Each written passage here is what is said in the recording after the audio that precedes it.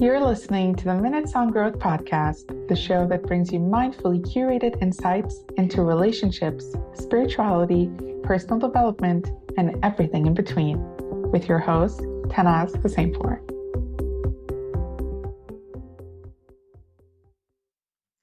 Welcome back to another episode of Minutes on Growth.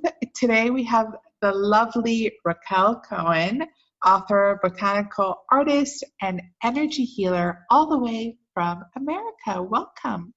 Thank you so much. What a pleasure to be here. And Tannaz, I just want to tell you, you have such a good voice for a podcast. Oh my you God, really do. Thank you. It's like butter or something. It's just smooth and it's just a great voice for radio. That's crazy because I feel the exact same way towards you. So whenever I go on Instagram, I go on your page, I'm like, where's your story? I need to see if there's any new meditations out there. I want to know what the Kabbalah meditation of the day is. I'm like, I feel sometimes that it's weird how much I connect with you. I'm like, should I let her know? Should I not let her know? Oh my goodness. Well, thank you so much. And that makes me want to get back on there and do those Kabbalah meditations more frequently than I do. I kind of just go with when it feels resonant. No, I love it. I feel like you should always do it. Thank you. And I should. I think sometimes. Yeah, it depends sometimes on what the morning is like too. I've got a 6-year-old and an 8-year-old who I'm currently homeschooling. And, just life gets busy in the morning time. Sometimes is really relaxed and really a nice way to ease into my day. I definitely have a morning routine, but then some days it's just like, oh, that's just beautiful. Oh, I can imagine. It must be difficult.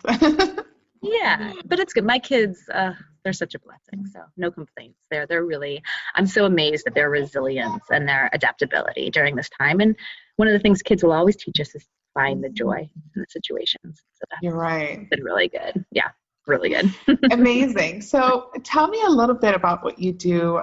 You did a chakra reading for me, which was so on point. I loved it. But you mentioned that, this is something that you've recently studied over the past 1 or 2 years, right?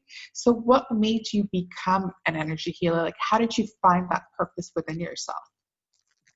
Oh, such a good question. The short answer is the plants, nature. Nature brought me there. The longer answer is that I've always been an energy worker.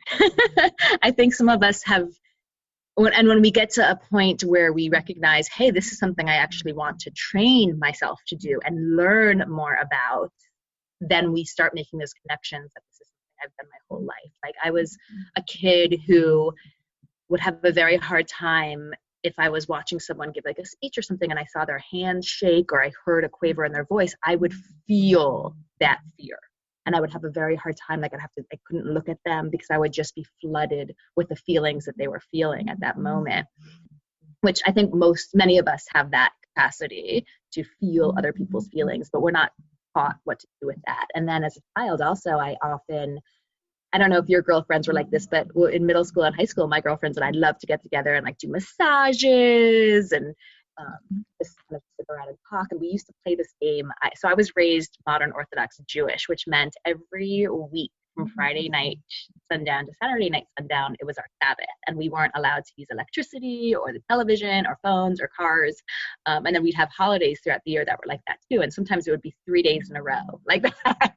Wow. Now it would be like digital detox. But back then, it was just kind of like, okay, first thing is I love to read. So that really helped me. I would read a lot of books, but sometimes the girlfriend and I would get together and we just, go down into someone's basement and it would be dark and we would play these games called Light as a Feather. Have you ever heard of that game? No. Light as a feather, stiff as a board. We just lie around and one person would be like the person laying down and everyone would be around them. And we tell some kind of, at that time it was like a creepy story or like a ghost story, but we'd kind of be bringing the energy into more of like a mystical place. And then we would all try and lift the person. And then we would say, light as a feather, stiff as a board, and then we would lift again and the person would be lighter. Oh, wow. It was so fun. It's like something you would do at summer camp, right? But we thought it was just, us playing. I mean, honestly, we were playing it. coven ring, you know, like I think it was actually bringing back some ancient memories of women sitting in circle and bringing in energies beyond what we know and see. But at the time we were just killing time really and playing around with each other, and we would do these games, and like it was all energy work, but I didn't know it at the time. My friends used to always come to me with like backaches or stomach aches and just be like, will you rub my back? Will you put your hands on my stomach? For some reason, I would just help to make things feel better. And it was never anything I was trained with. It was just something intuitively that my hands could do. And especially people I was close friends with, if I was rubbing their back, I would actually start feeling, it's almost like something in the body was telling me where to bring my hands. Like I'd start feeling almost like a pulsing, almost like a pulse from here, but I'd feel another pulse pulling my head elsewhere, which is kind of where that pain here would be coming from, would be like down here. And it was just this intuitive thing I felt with my hands. Wow. And then I kind of forgot about it for a while, just with busy life. And I was working in the zoo and aquarium field doing environmental education. And then I became a mother. And then the plants started talking to me and asking for my attention. And I actually needed them at that time. I was going through some really intense times with anxiety and depression. And that's when the plants really came to me, and I started creating art with them because it was so therapeutic for me. But as I started working with the plants, I started noticing that I was feeling their energy as I was working with them. Like as I was planting some of my plants, sometimes I would, if I noticed that the roots were really dry, I'd have a little bucket of water and I'd dunk the roots a little bit first and then plant it. And I started noticing that I could feel when the plant would start drinking. Like I would feel the plant start to pull in the water, and then I'd feel it travel up my arm. And that kind of got me really curious, like what's happening? Crazy. Wow. And then I started working a lot with crystals and planting into crystals. And at first, I mean, I've always been drawn to shiny things, right? Like that little kid who would collect cool rocks and stones and pieces of driftwood and feathers and of course crystals. And it was more just like the kind of naturalist in me that felt like I was compelled to do that. But then I started working with the crystals and the plants together, and I recognized that every time I started planting into the crystals, I always felt better.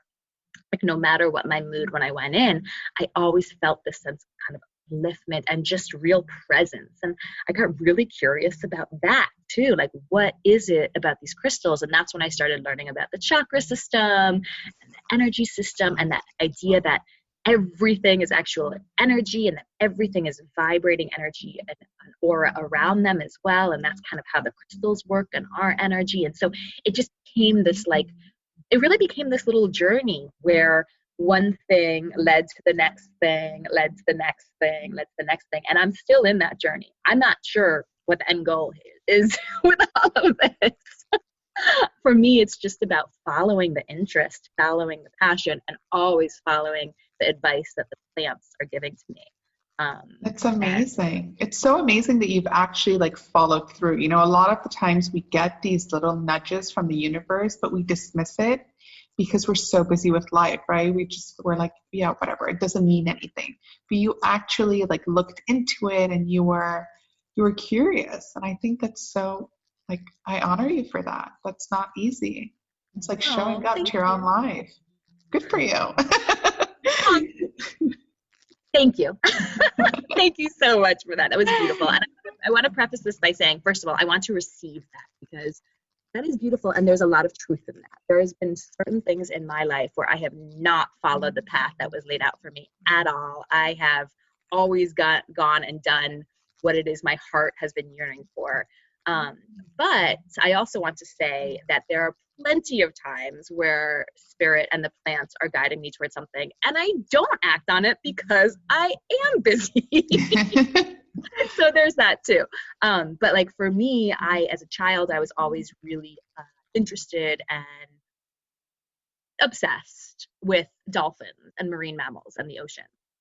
And so I actually took that on and decided after I graduated undergrad that I was going to move to Hawaii with two of my best friends who were going out there for grad school. And I was going to learn how to work with dolphins and learn about marine mammals and do that. And everyone's like, you're crazy. Because, I'm the kid who's like, I'm going to work with dolphins one day. And they're like, sure you are, right? But I'm like, no, I am. And I did. How was that Um, experience? okay, so it was interesting. It was really, really great in so many ways. And I mean, the ocean is still a huge guide in my life and a huge um, just influence for me. Um, Working with dolphins in the wild, learning about the wild tendencies and the wild behaviors of marine mammals and the humpback whales out in Hawaii, and it was so magical. There were some really amazing things about working with the dolphins in captivity, and there were some really not amazing things about working with the dolphins in captivity.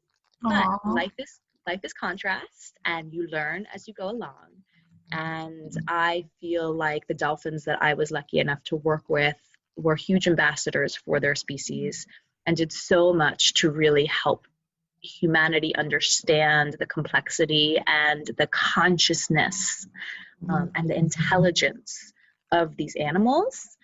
And I hope that that will continue to influence our behaviors in the years to come as we look at how we're treating the natural world, because we have places I've worked at places like zoos and aquariums, and I believe they have a very important role to play in terms of getting people to care about nature. Most zoos and aquariums do an amazing job of caring for their animals, and also on the back end of it do amazing work for conservation on the ground. There are some that are not as great. Thankfully, I've never worked for those places. That's good. But you learn, and I feel really lucky that I was able to chase that dream, see it through, and allow it to propel me even more forward toward my goal, which is not, my goal was never to become the dolphin trainer. My goal here in this lifetime, and this is the one thing I've always been clear on in my life, is my goal is to be here as a bridge between humanity and nature. I am one of those people who's here to connect people with nature, and that's my purpose. Yeah, that's your purpose, and you're just seeing it through different visions, right? So you're going through different visions throughout different stages of your life. That's so beautiful. So tell me a little bit about plants. Honestly, I didn't know what succulents were until I came across your page, and I kind of feel like uneducated to some extent, but now I love it. Like whenever yesterday we went plant shopping with my partner, and I was like, "That's a succulent," and he's like, "What?" I'm like, "No, I know what that is." So tell us a little bit about that. Like, how can we incorporate plants into our life? How can we be intentional with it? Such a great question. Okay, so the first thing to do to incorporate plants into your life and to be intentional with it, even before you go out to the nursery to bring plants in, which I am all about, but the first thing to do is to acknowledge that plants are the reason we are here. If it wasn't for plants, we would have no oxygen, we would have no food, we would have no medicine. I mean, we wouldn't even exist. So that first step of intentionality is to even recognize them around you, because they are all around you. And often, and this was the case for me for a very long time, we take them completely for granted. Like walking through a mall, and many malls actually have a lot of trees and plants planted in there. I guess that maybe 2 or 3 people throughout the day actually notice those Yeah. plants that are in that space, right? Just walking down your street, walking to work, on your commute, the plants are always there, and they're always communicating with us, but we're just too busy. We're not listening. And for me personally, my love for nature was very much focused on the animals for a very long time. I was really into like the dolphins and the marine mammals and the big charismatic megafauna, the big fluffy animals. And I loved plants, but I saw them more as food and as habitat. I wasn't that interested in their consciousness, their existence, and what they provide beyond, safety and food. And then I got pregnant. And in that space of becoming a mother, kind of going from maid into motherhood, there was something in me that stilled. And that thing inside of me that stilled a little bit is all that was needed for me to start listening in and bringing more plants into my life. So it was in my first pregnancy that I started to bring house plants in and not kill them. Which house plants did you bring in first? Because I feel like it's difficult, it's not So easy keeping them alive. It's not, it can be difficult. As humans, we also tend to overcomplicate things sometimes as well. I'm actually going to be doing a workshop for RGG, for Rose Gold Goddesses, in June. That's going to go a little bit into how to care for your houseplants and also care for yourself at the same time. So caring for your houseplants as an act of self-care, because I do think those things are fine. But it's not easy. I killed a lot of houseplants. I'm gonna be the first one to mess up and say, Yeah. and even now, still sometimes I'll bring a plant in and I'm like, ooh, yeah, no, that was not a good idea. Like, and that's okay. That's part of the learning process. And I think it's also part of the whole idea of radical self-love and radical acceptance, and not judging yourself. Like, for example, I love ferns, and I keep on trying to bring ferns into my house.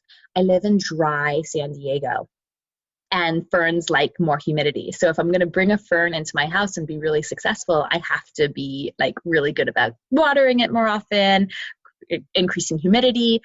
And I just don't do that in my lifestyle right now. And that's okay. So I just don't buy any more ferns. Okay, I like that. Now I feel less guilty for killing my orchid.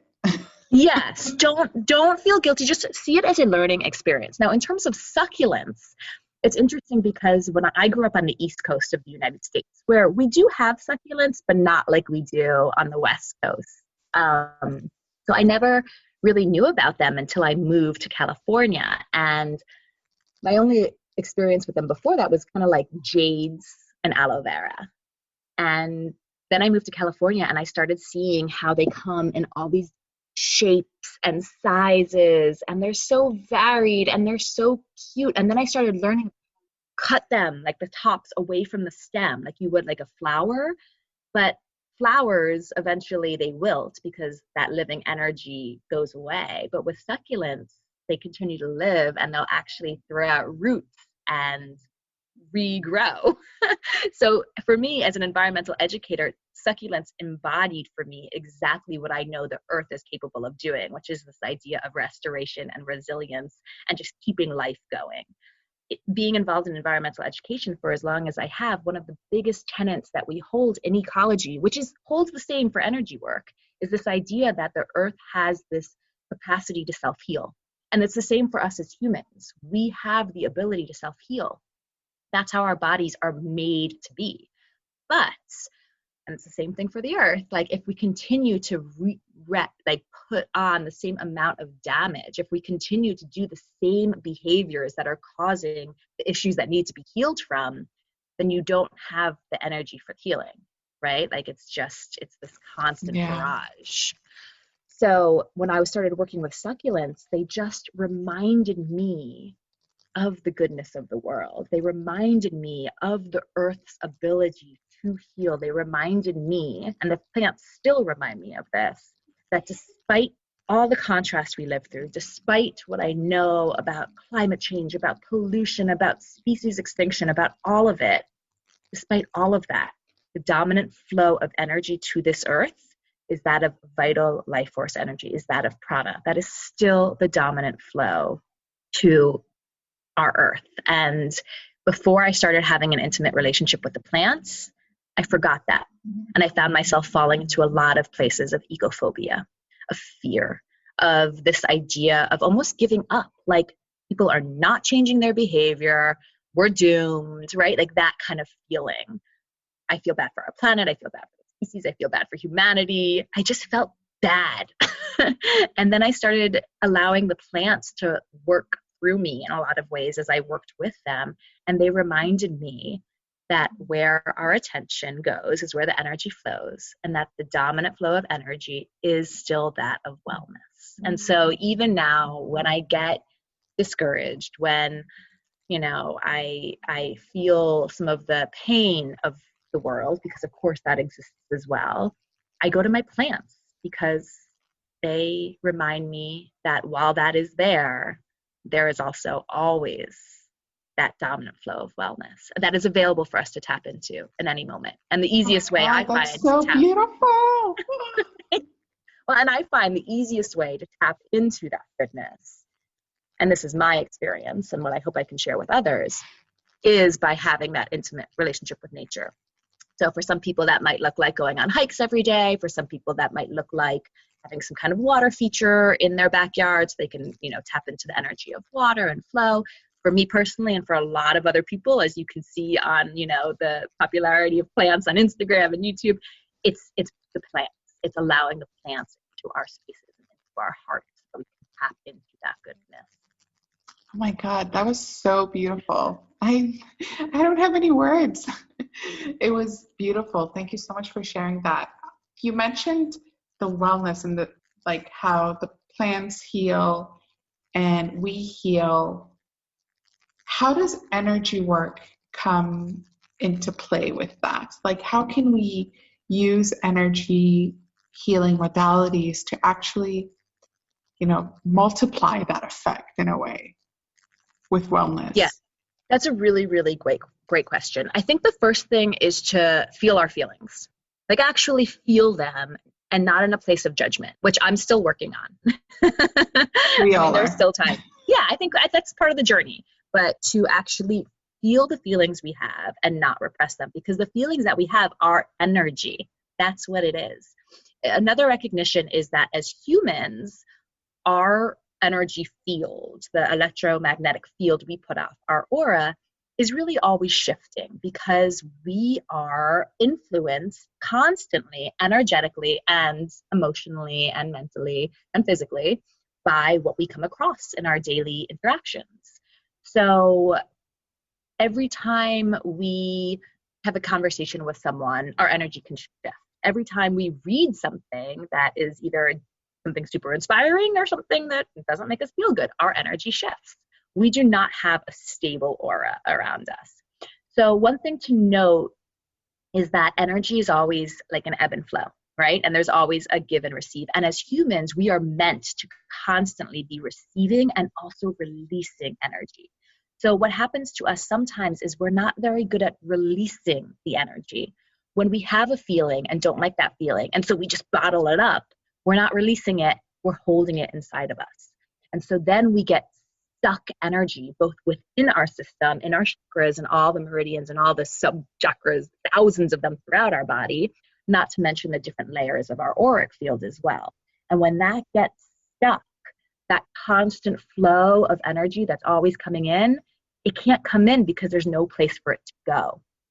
So that's where energy work kind of comes in. That's where you can work with a healer who's trained in how to sweep away some of that older energy, clean it away, remove it so that that energy flow can come back in, and also trained to re-energize. Although I have to tell you, most energy work sessions are going to be a lot more about clearing away the old energy than they are going to be about bringing in new, because that kind of happens innately once you clean away the old. Because again, that flow is always coming to us. Mm-hmm. So in terms of when you're doing it on your own, because I find that beyond energy work modalities that I've been trained in, every single time I go outside, I'm doing energy work because I'm tapping into nature. And I believe that tapping into nature is a form of energy cleansing, very much so. And you can do it with as much intentionality and rituality as you want, or you can just go for a walk and breathe and allow yourself to be present. And that is energy work too. So I think part of that is recognizing your feelings, feeling them. And then when you really want to start bringing in more of that positive energy that nature really does have all the time, even if you're in an urban setting and you go outside and you see brick and you see concrete and you're wanting to see greenery, you will see greenery. If you look down on the grass, if you look up, I'm sure you'll see a tree, even if it's that dandelion coming up through the crack, because dandelions have some powerful magic and energy in them. Wow. So just find that one thing that you can look at that's of nature and really appreciate it. And not just like, oh, look at that pretty tree. I mean, like, feel it in every ounce of your body. Look at it as if you've never seen it before. Even if that means get into downward dog position and look at it from upside down. Just look at it in a new perspective and really feel into your appreciation for that thing being there. And that sense of appreciation, that sense of gratitude. I mean, gratitude's a little bit different. Appreciation, I think, energetically is a little higher even than gratitude. Because gratitude is almost like appreciation, but with you're getting something out of it. You know what I mean? Yeah, yeah. A little bit of just that. It's just energetically, it's just a little bit lower. So if you can really tap into just the appreciation of like, I mean, yes, you will be getting something out of that, but the appreciation of it just being there. Yeah. That to me is something I do daily to tap in. And you can bring that even further. Like one of the things I've been doing a lot recently, because of this idea of energy being a give and a take, is that every single day I give something to nature. Some days it's coffee grounds, just taking the coffee grounds or the tea bags from the day before and spreading it around the base of one of my trees, sitting there face to the sun, breathing it in, saying thank you, and then giving that to the earth of my home. Wow, I've Because never heard that before. yeah, it's actually a really wonderful shamanic practice that some of my mentors have taught me, and it's something that I do every single day now. Some days it'll be like right now I've been doing a lot of herbal infused water. So I drink this all day, and then the next day I go and give the herbs and the flowers I've used back to my garden as a thank you for the bounties that they provide for me. And some days it might just be me going outside, breathing in the sunlight and the air, and using my exhale as my gift to the world that day. Because it is. Our exhales feed the plants just like their exhales feed us. So, Wow, I never looked at it from that perspective of like giving your exhale to a plant. Like you learn about this in school, right? It's like science, but you don't really think about how it can turn into an intentional mindfulness practice. So, wow, thank you so much for sharing that. I'm learning so much.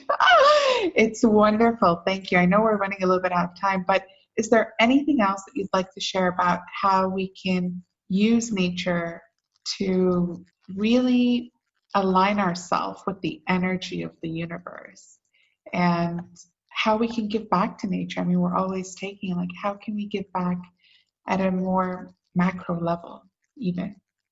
it's a beautiful, beautiful question. So yes, I would love to speak to that. First, I just want to let everyone know that I'm currently writing a book that delves completely into this topic. So the book that I'm writing will dive deep into the physical, mental, emotional, and spiritual benefits of living and working with plants. And just as you were saying, wow, the science behind it, one of the things that's really exciting is that there is a ton of science behind it. There's also more of the, like the personal stories and the anecdotal feelings. And, I like to get into energy work, which sometimes is still not really hard scientifically proven.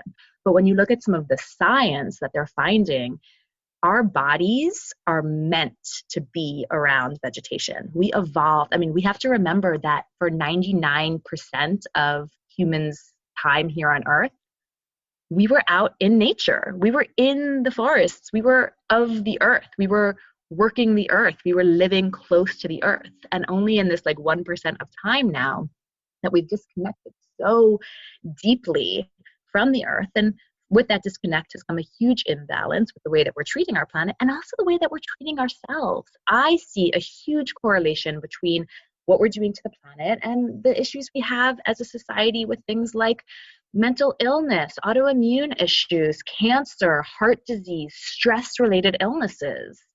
Those things are not in isolation from each other. I mean, I really believe in this whole as it is above, so it is below. As it is below, so it is above. Each one of us is a part of the universe. We have the universe inside of us, and we're a part of the universe. And what we do to our planet, we do to ourselves. And what we do to ourselves, we're doing to our planet. So I think that's really an important thing. So eloquently put. So in terms of tapping into the wellness of plants in particular, just look at a plant. Really, just one. And I'm going to suggest one for everyone. I think they can find them even where you are at as well, which is the lovely Sansevieria. I love this plant so much. For those listening, I just hugged my Sansevieria. Yes. So Sansevieria are really interesting. They are a type of succulent. They are native to both dry places and tropical places, so they can be acclimated. They can actually survive in very dry conditions. Like these guys can go a month between waterings, really. Wow. But they also can be acclimated to more humid tropical places. They do great in places like Hawaii, and they do great here in San Diego, where it's really dry. They are really good air purifiers. They produce oxygen, and they're one of the plants, most succulents are able to do this actually, that actually take in carbon dioxide and release oxygen at night as well. So they're one of the good plants to have in your home because they continue to do that gas exchange even in the evening time. Wow. Super easy to care for. I think they're quite beautiful, and they come in lots of varieties as well. And you can find them pretty much everywhere. So just start with one plant and see how it makes you feel. Mm-hmm. See how you choose to care for it. See how you feel when you just spend time looking at it. Or one thing I really suggest people do is to take their plants and set them in a place that's going to become a reflection place for them. So kind of creating your sacred space and surrounding that with resonant plants and parts of nature to help bring the energy of that space up for you. One of the things I've learned in my research is that our bodies physiologically respond to even just looking at plants. Wow. So they've done some studies that have found that people who are healing from surgery and they're in recovery rooms, if they have a view of trees outside their window, or if they had a plant in their recovery room, they healed faster, with less need of pain medication, and with just a better sense of what was the word, like satisfaction over their care. And that's just from having a view of plants during their recovery. But just waking up to a view of plants. I mean, our room, I've been wanting houseplants for so long, but after my orchid, I decided that maybe I should, take a break. But I had a dream that in my dream, my room was surrounded with plants. I woke up and I said, my partner, please, I promise I'll take care of it this time. I'm like, let's go. And we went and we bought these peace lilies in the Sansevieria and a few others and a money tree and all of that.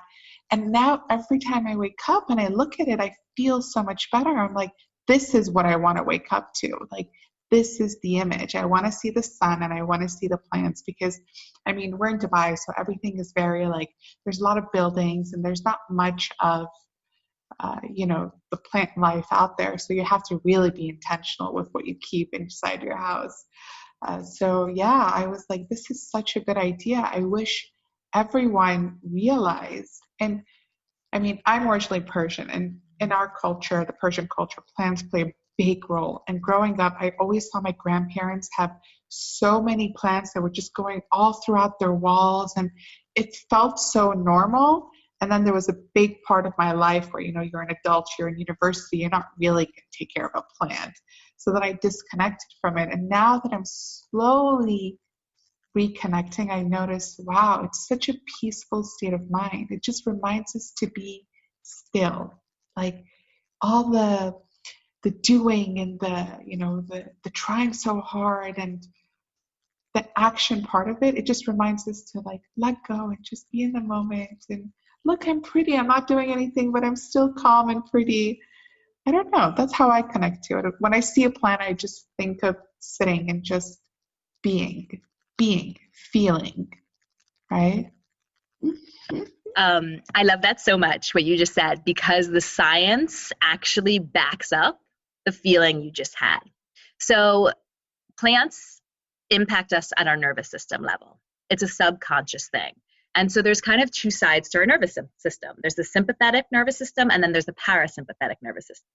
The sympathetic nervous system is that fight or flight, that I'm constantly on edge, my cortisol levels are up, and I am prepared to either get the fuck out of here, run as fast as I can, or fight. So you're in this heightened state. And this is not a bad thing. It's amazing that our bodies are able to do this.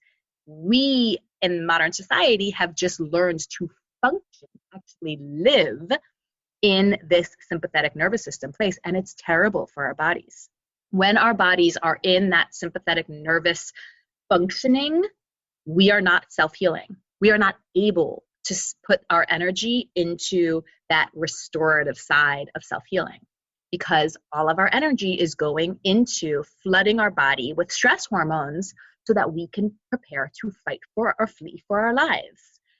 And unfortunately, the way that we currently live, most of us live in that space now. And there's nothing we're running from or fleeing from. It's just this kind of stress of modern life. Now, the parasympathetic nervous system is that rest and restoration, right? It's that space of sitting and breathing, laying on the beach and reading a book, right? Sitting on top of a mountain and looking at the view and breathing it in. It's that restorative place. And it's actually where we're supposed to be living our lives from.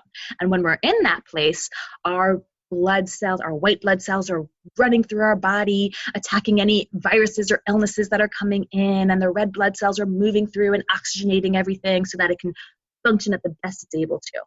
But we're not living in that place anymore.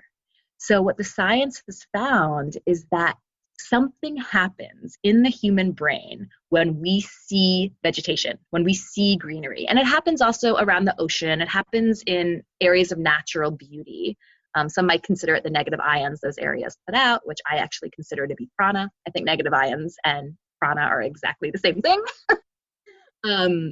So there's something, so what you're feeling when you wake up and look at your plants, and you just feel flooded with this sense of just beingness and like the goodness of just being, right? Like that's exactly what plants are meant to be doing for your body. Your body is functioning exactly as it is evolved to do as a human living in a planet that is completely powered by plants. Amazing. Thank you so much for sharing all your insights. I feel like I can listen to you forever and ever. So if anyone wants to get in touch with you, how can they do it? And what are some of the services that you provide? Thank you so much, Tannaz. And I feel the same way. First of all, with your velvety voice and just your interest and passion for the subject. Like I'm sure we could probably talk for hours about all kinds of things. So if people want to find me, I am the most active on Instagram. You can find me at Infinite Succulent, singular. You can also find me on Facebook, and my website is www.infinitesucculent.com. I offer botanical styling services, which is a little bit harder for those who might not be in California. For those in the United States, I also create some pieces of succulent art, which I'm able to ship around the country. My top selling items are my crystal succulents, which are actually aligned to the different chakras and can be infused with people's intentions or mantras. They just let me know, and I'm happy to do that. I do also offer energy work services, which right now are all remote. Tannaz and I were able to do a beautiful chakra read, which was so fun. So I do chakra reads where I just take a look at your energy system and let you know what is in alignment and what might be stuck or might be leaking, and offer some suggestions for you to take some action on that. Or I offer the full energy cleanse and re-energizing sessions where I go through and cleanse out your whole system and re-energize as well. And for those interested in learning more about succulents and about crafting with succulents, I do have a book out already called Infinite Succulent, Miniature Living Art to Keep or Share, which you can find wherever you find books, Barnes & Noble, Amazon, Indie Book, all the different ones. And then the book I'm currently writing hopefully will be out 2022. We'll see. I'm on a journey with that right now, but I've gotten tons of writing done over this quarantine, which is really exciting. Oh, and I'll have some like ebooks and e-courses coming out in the months to come as well. Amazing. I can't wait to get my hands on that book. I feel like I need it. So I'm really looking forward to it. Keep me in touch, keep being informed about when it's coming out so I can pre-order it. Thank you so much, Rachael, for sharing your insights, giving us your time and your energy. I mean, I know people can't see you, but I'm sure they can feel your energy through your voice. Like there is passion, there is just everything in that voice. It's like you were meant to do this. This is why you're here. This is why you're here to share their story, the plant story, in a way for us humans to understand. because I don't think we can all understand them. But you understand them and you're relaying the message. So thank you so much. And yeah, thanks a lot for joining. Oh my goodness, I'm like in tears. Thank you. That was so beautiful. My greatest desire is to speak for them in the way they want to be spoken for, and to really remind us of who we really are, right? As humans, as part of the natural world, we need to remember why we're here, what life is supposed to be. And for me, nature has always been where I find that remembrance, and especially the plants lately have really been asking us humans to step up and remember that there is goodness in this world and we are part of it.